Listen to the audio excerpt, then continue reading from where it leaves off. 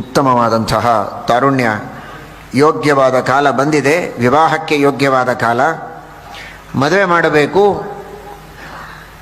ಅವತ್ತಿನ ಕಾಲದ ಪದ್ಧತಿಯಂತೆ ಯಾರಾದರೂ ಬಂದು ಕನ್ಯೆಯನ್ನು ವರಿಸಿದರೆ, ಅಪೇಕ್ಷೆ ಪಟ್ಟು ಬಯಸಿ ಕೇಳಿದರೆ ಆಗ ಕೊಡುವ ಪದ್ಧತಿ. ಯಾರೂ ಬರ್ತಾ ಇಲ್ಲ.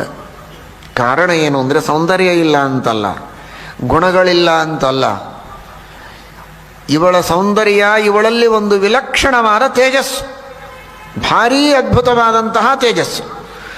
ತಂದೆ ಮಾಡಿದ ತಪಸ್ಸಿನಿಂದಲೋ ಸಾವಿತ್ರಿಯ ಪ್ರಸಾದದ ಬಲವೋ ಅದ್ಭುತವಾದ ತೇಜಸ್ಸು ಇವಳಲ್ಲಿದೆ.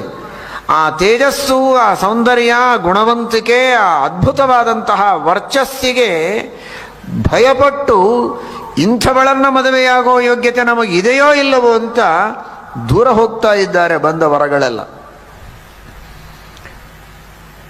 ಇವಳನ್ನು ನಪಾಸು ಮಾಡ್ತಾ ಇಲ್ಲ, ಇವಳೆದುರಿಗೆ ನಾವೆಲ್ಲ ನಪಾಸಾಗ್ತೇವೆ ಅಂತ. ನಾವು ಯಾವ ಲೆಕ್ಕಕ್ಕೂ ಬರೋದಿಲ್ಲ, ಸುಮ್ಮನೆ ಮದುವೆ ಆಗ್ತೇವೆ ಅಂತ ಬಂದು ಸಾಹಸ ಮಾಡಿ ಆಮೇಲೆ ಏನೋ ಅನರ್ಥ ಆಗೋದು ಬೇಡ.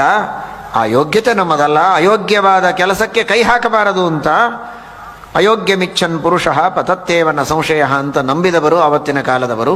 ನಮ್ಮ ಯೋಗ್ಯತೆ ಅಲ್ಲ ಇವಳನ್ನು ಮದುವೆ ಆಗೋದು. ಆ ತೇಜಸ್ಸು, ಆ ವರ್ಚಸ್ಸು, ಅಂತಹ ಸದ್ಗುಣಗಳಿಗೆ ಸರಿಯಾದ ಗುಣವಂತನಾದ ತೇಜಸ್ವಿಯಾದ ಯಾರಾದರೂ ವ್ಯಕ್ತಿ ಇದ್ದರೆ ಅವನೇ ಸರಿ, ನಾವಲ್ಲ ಅಂತ ಬಂದವರೆಲ್ಲ ವಾಪಸ್ ಹೋಗ್ತಾ ಇದ್ದಾರೆ. ರಾಜನಿಗೆ ದೊಡ್ಡ ಸಮಸ್ಯೆ ಆಯಿತು. ಕನ್ಯಾರತ್ನ ಏನೋ ಸಾವಿತ್ರಿಯ ಅನುಗ್ರಹದಿಂದ ಲಭಿಸಿದೆ, ಆದರೆ ಮದುವೆ ಮಾಡಿಕೊಳ್ಳೋದಕ್ಕೆ ಯಾರೂ ತಯಾರಿಲ್ಲ ಅಂತಾರೆ. ಮುಂದೇನು? ಭಾರೀ ಗುಣವಂತಳು, ಮಹಾ ತೇಜಸ್ವಿನಿ ಅಂತ ಸಂತೋಷ ಪಡಬಹುದು ಒಂದು ಕಡೆಗೆ, ಆದರೆ ಮದುವೆಯಾಗದೇ ಇದ್ದರೆ ನನ್ನ ಕರ್ತವ್ಯದಿಂದ ನಾನು ಚ್ಯುತನಾಗ್ತೇನಲ್ಲ. ಅರ್ಥೋ ಹಿ ಕನ್ಯಾ ಪರಕೀಯ ಏವ. ಹುಟ್ಟುವಾಗಲೇ ಕನ್ಯೆ ತಾನು ಇನ್ನೊಬ್ಬರ ಸ್ವತ್ತಾಗಿ ಇನ್ನೊಂದು ಮನೆಗೆ ಹೋಗುವ ಪಟ್ಟಿಯನ್ನು ಹಣೆಯ ಮೇಲೆ ಕಟ್ಟಿಕೊಂಡೇ ಹುಟ್ಟಿರ್ತಾಳೆ. ಆ ಕರ್ತವ್ಯವನ್ನು ನಾನು ನಿಭಾಯಿಸದೇ ಇದ್ದರೆ ನನ್ನ ದೋಷವಾಗತ್ತಲ್ಲ ಅಂತ ಚಿಂತಾಕ್ರಾಂತನಾಗಿದ್ದಾನೆ. ಮಗಳನ್ನು ಕರೆದು ಹೇಳಿದ, 3 ಜನ ಶಾಸ್ತ್ರದಲ್ಲಿ ಬಹಳ ನಿಂದ್ಯರಾಗಿ ಕಂಡುಬಂದಿದ್ದಾರೆ. ಒಬ್ಬ ಅಪ್ರದಾತ ಪಿತಾ ವಾಚ್ಯ, ವಾಚ್ಯಶ್ಚ ಅನುಪಯನ್ ಪತಿ, ಮೃತೆ ಪಿತರಿ ಪುತ್ರಶ್ಚ ವಾಚ್ಯೋ ಮಾತುರರಕ್ಷಿತ.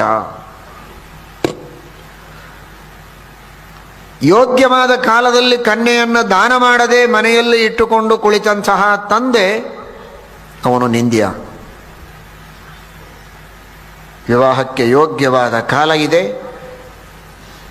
ಯೋಗ್ಯನಾದ ವರನನ್ನು ನೋಡಬೇಕು, ವಿವಾಹ ಮಾಡಿ ತನ್ನ ಮಗಳು ಚೆನ್ನಾಗಿ ಸುಖವಾಗಿ ಜೀವನವನ್ನು ನಡೆಸುವಂತೆ ಅವಳನ್ನು ಯೋಗ್ಯವಾದ ಕುಲಕ್ಕೆ ಕಳಿಸೋದು ತಂದೆಯ ಜವಾಬ್ದಾರಿ. ಉದಾಸೀನವಾಗಿ ತಾನು ಕುಳಿತ, ಮದುವೆಯನ್ನೇ ಮಾಡಲಿಲ್ಲ, ಯಾವಾಗಾಗತ್ತೋ ಆಗಲಿ ಅಂತ ಪ್ರಯತ್ನ ಮಾಡದೆ, ಉದಾಸೀನ ಮಾಡದೆ ಕುಳಿತ ಮಗಳ ಯೋಗಕ್ಷೇಮವನ್ನು ವಿಚಾರ ಮಾಡಿಲ್ಲ ಅಂದರೆ ಅಂತಹ ತಂದೆಯನ್ನು ಶಾಸ್ತ್ರ ಬಹಳ ಕಟುವಾಗಿ ನಿಂದೆ ಮಾಡಿದೆ. ಅವನಿಗೆ ಅನೇಕ ಪ್ರಾಯಶ್ಚಿತ್ತಗಳನ್ನು ಹೇಳಿದೆ, ಶಾಸನವನ್ನು ಮಾಡಿದೆ. ಹೀಗಾಗಿ ನಾನು ತಪ್ಪು ಮಾಡ್ತಾ ಇದ್ದೇನೆ, ನನಗೆ ಗೊತ್ತು, ಆದರೆ ಅಸಹಾಯಕನಾಗಿದ್ದೇನೆ, ನನ್ನ ಪ್ರಯತ್ನ ಎಲ್ಲ ವಿಫಲವಾಗ್ತಾ ಇವೆ, ನಾನೇನು ಮಾಡಲಿ. ಇನ್ನೊಬ್ಬ ಮದುವೆ ಮಾಡಿಕೊಂಡು ಹೆಂಡತಿಗೆ ಸಂತೋಷವನ್ನು ನೀಡದವ, ಅಂತಹ ಪತಿಯನ್ನೂ ಶಾಸ್ತ್ರ ನಿಂದೆ ಮಾಡುತ್ತೆ.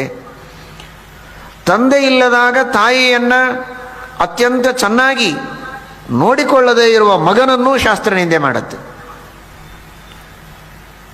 ತಾಯಿಯನ್ನು ಚೆನ್ನಾಗಿ ಪ್ರೀತಿಯಿಂದ ರಕ್ಷಣೆ ಮಾಡಬೇಕಾದದ್ದು ಮಗನ ಕರ್ತವ್ಯ.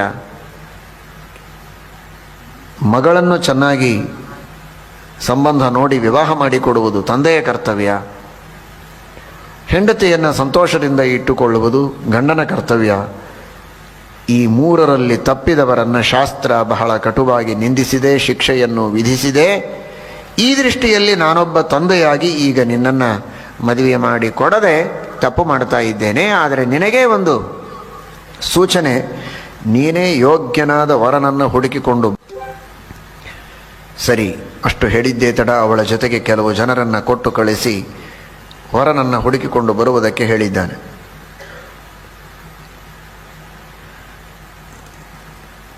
ಕೊಟ್ಟು ಕಳಿಸಿ ಅಂತನ್ನುವ ಮಾತನ್ನು ಹೇಳುವಾಗ ಮಹಾಭಾರತ ಮತ್ತೆ ಎಷ್ಟು ಸೂಕ್ಷ್ಮವನ್ನು ನಮಗೆ ಕಲಿಸಿಕೊಡುತ್ತೆ. ಅವಳೊಂದು ಕನ್ಯೆ, ಭಾರೀ ಸುಂದರಿಯಾದ ಕನ್ಯೆ, ತೇಜಸ್ವಿನಿಯಾದಂತಹ ಕನ್ಯೆ. ಅವಳ ಜೊತೆಗೆ ಕಳಿಸಬೇಕಾದರೆ ಒಬ್ಬ ತರುಣನನ್ನೂ ಕೊಟ್ಟು ಕಳಿಸಿಲ್ಲವಂತೆ.